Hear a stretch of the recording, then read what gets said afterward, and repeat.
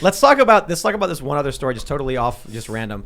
From Timcast.com, South Carolina schedules first execution since completion of firing squad chamber. Whoa. Is this a picture of it? South Carolina has scheduled its first execution of a death row inmate since completing the firing squad chamber. Is now hold on there a minute, guys. Are you saying they're going to firing squad this person? They say executions in the state have been halted for the last decade due to the difficulty of obtaining the drugs used for lethal injections, leaving 35 death row inmates in limbo. Last year, they made the electric chair their primary method for carrying out death, but said that they would give inmates an option to choose death by firing squad or lethal injection. Panel, which would you prefer? Lethal injection, electric chair, firing squad. Auron. I'm definitely going to go with firing squad for the coolness factor, though I'm pretty sure the lethal injection's probably not as painful. Though it's the most painful. It could be. I guess it depends on how, because the cocktail's been messed up before, right? No. It literally is the most painful. Oh, okay. Yeah, they paralyze you first so you can't express the pain. But it's my understanding, because I read a lot about it, is that lethal injection is actually a slow, excruciating death. No, I would think that electric chair would be the worst, right? Yeah. But no, I would go with firing squad. Your sure. eyes, don't they boil and burst out of your skin? Oh my gosh! Wow. Gross. Yeah. I would think carbon monoxide poisoning. I don't know why they don't do that. That would be painless. Yeah, they actually do. They have these suicide pods where they gradually increase the level of carbon. Where? Oh yeah, where was that? I like in Sweden or something. Yeah, we talked about that before. The suicide booths. I picked firing squad. Somebody watched of too much these three. Futurama. Yeah, Right? exactly. Gross, but I'd have to take the firing squad. I think I'd take the firing squad. What about you, Firing Seamus? squad. Yeah, honestly, I think firing squad would probably be the least painful. Did they get rid of it because they didn't want the soldiers to feel guilty about who hit the killing bullet? No. That's why they do it. Yeah, exactly. I No think, one knows who actually killed the person. Right. I think one of them has a gun with blanks in it or something like that. Really? Yeah. Interesting. Wow. And so you could be the one who had the And then the no one blanks. knows. Yeah, And everyone so you just don't know. assumes. That's perfect. But it's also it's. I mean, I guess the problem with the firing squad is what if they all hit your stomach? Net fired. Get fire. Yeah, They fire do us they at aim that at point. your Get head? new ones. I don't know. Heart. Probably I probably some do of them center do. mass right at your heart. I don't know, to be honest. What do you guys think of? Well, first of all, so I oppose the death penalty. I would prefer none of these things. And the issue I have with it is if you've contained someone already, I don't see a reason to end their life. They're not. Don't let them out. Obviously, if they're serious offenders. But if they're locked in a concrete box, what sucks is you got to pay for them. You've got to pay for their food and their life and everything, and that's more than a lot of people deserve. That's for sure. But then it's just a scary thought to me to be killing people. You know what I mean? Yeah, but how is locking them away forever working, right? We don't do that. That's the problem, is that we do all this early release stuff. Something comes out, you have COVID issues, or someone can be rehabilitated. That would be a better option. That actually used to be, right? That was the worst penalty you could receive in a lot of cultures was, you just were sent to the hinterlands and you couldn't. but now, global community, it's not as big a punishment as it used to be. I mean, let's play this game. Electric chair, lethal injection, firing squad, or they put you in a little dinghy and kick you off into the ocean. Ooh. I take the ocean on that one. You see, most people would be yeah, but you starve to death. brutal. Either you starve or you find land. They kick you out into international waters and say good luck. At least you got a chance. Yeah. What do you think other countries would say? They'd be like, dude, your murderers are washing up on our shores. They'd stop. go, they're not sending their best, okay? They're not sending their best to Yeah. us.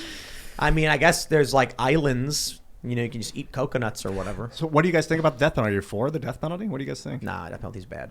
You're pretty against it Tim by says nature. no. What, Seamus? What are you feeling? I'm not. Yeah, I don't. I lean. Yeah, against. I would say I lean towards against, but it's not something I've completely worked out.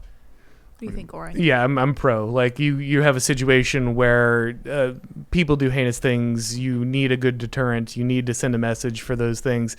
And like I said, also the indefinite incarceration thing, I think is often crueler, but on top of that is also extremely costly and unlikely to occur in the long run as societies find ways to release these people. Here's my question for you. How many innocent people are you willing to kill to guarantee you kill the bad guys? Well, again, this is always the question of all rule enforcement throughout all society, right? How many innocent people are we willing to lock away in prison? How many innocent people are we willing to kill? And the answer is you're always going to have fault. Any legal system is going to have some level of failure. I get it. But how many innocent people would you personally be willing to kill to make sure the bad guys get killed? Again, I don't have a hard number, but it wouldn't be zero. But it's greater than one. Yeah. You see, I have a problem with that, right? If there's but one righteous person, I don't trust the state.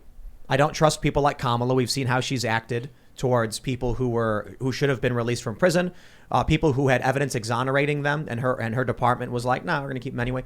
The state has more often shown that it's willing to cover up its faults because they don't want people to realize they execute innocent people. So they'll lie about it and execute innocent people.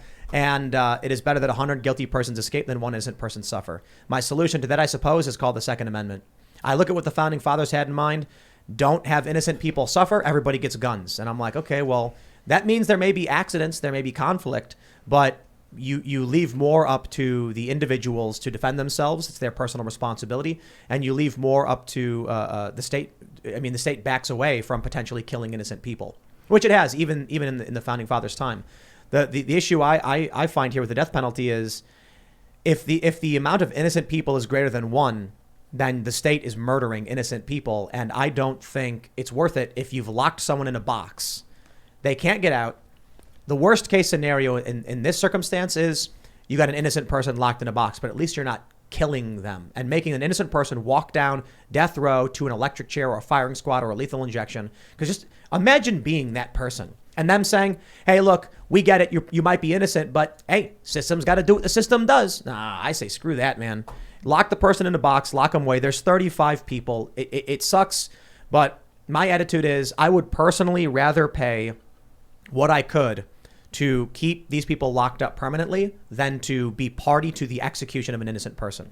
But it's imagine, not easy though. But imagine you're that family, right? You're the family of that victim, and now you have to watch this person, spend 5-10 years and then getting out early. I don't believe in release. retribution, so that's I don't care. I think you should. I think that's part of justice. I think that when you take someone's life, you should pay for it. I think that when you hurt another person's family, that's something you should pay for. I think justice should be retributive in many ways. Like eye for an eye? How far do you go? Eye for an eye? I mean, again, obviously you can get lost in how harsh you can get, but I think that a system that says, oh, this is only for deterrence sake, or this is only, it should never be, retributive is outweighing the rights of the criminal more than the rights of the victims. And I think that sends a message. And I think over time, it always devolves into a scenario where people are getting fewer sentences, released early. They're being soft on these things. And you inevitably end up in a situation that we are now, where we have crimes that aren't punished in many of these I don't think those things correlate. Like the reason criminals are being released is because the left is advocating for their release for stupid reasons. Many people should be in prison much longer, and many people should be in prison much less. Nonviolent drug offenses, it's like, come on. But then you get violent offenders who commit murder and get out in a few years. Now that's a problem. I don't think retribution makes sense. An eye for an eye leaves the whole world blind. Everyone's got a grievance against somebody else, and they all want retribution for their perceived slights. And what happens when when a victim falsely accuses someone, or wrongly, because they're emotionally driven and driven by passion instead of logic? So the state often, it's supposed to try its best to sort the facts and make sure that it's proven beyond a reasonable doubt. Often they do. Often we've seen circumstances where people like Kamala are willing to leave people to rot in prison even if they're innocent. Her department, her office did this. That's what's been reported. That's how it's been reported. And then I'm supposed to sit back and just trust the state that they're not making mistakes and that the retribution is just. What happens if the state executes an innocent person because the family wanted retribution? Let's say a family member of mine is on death row and the family's like, they did it. I know they did it. And so they say, we demand retribution. And the state says, and we're going to grant that retribution. Execute my friend or family member. And then a day later, evidence comes out exonerating them. Am I entitled to retribution against the executioner? Do I get to put him on death row because he killed my loved one? The answer should be yes, right? Where's my retribution against the state for killing an innocent person that I loved? You don't get it. So the problem is there is no retribution. The state kills people to shut people up. They let rioters riot because they don't want to because they don't care. They put innocent people in prison in these riots. They arrest innocent people because they want to avoid riots. This is the problem with the state. You can't trust them. You can trust them sometimes for some things. You can cross your fingers.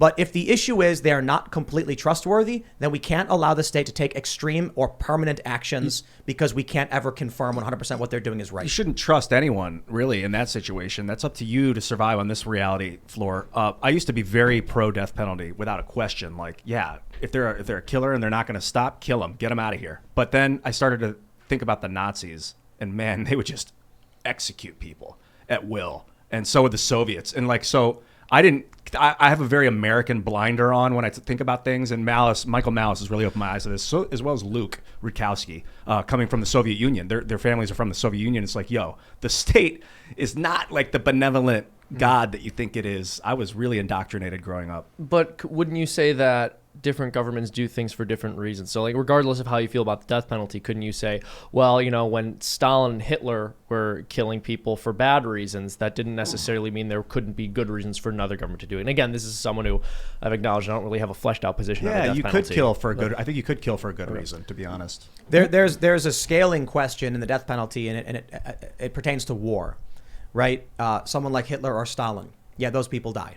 And those people die because you're in war and they're actively killing and massacring by the millions, and you're trying to actively stop them. My question is, if someone's been actively stopped already, and, you know, it's like, I suppose there's the great philosophical question has been answered in many ways in many of these Batman comics. The Injustice storyline. You guys fans of DC at all? Mm-hmm. You know, when Joker, depending on which version of the storyline, Joker drugs Superman kills Lois.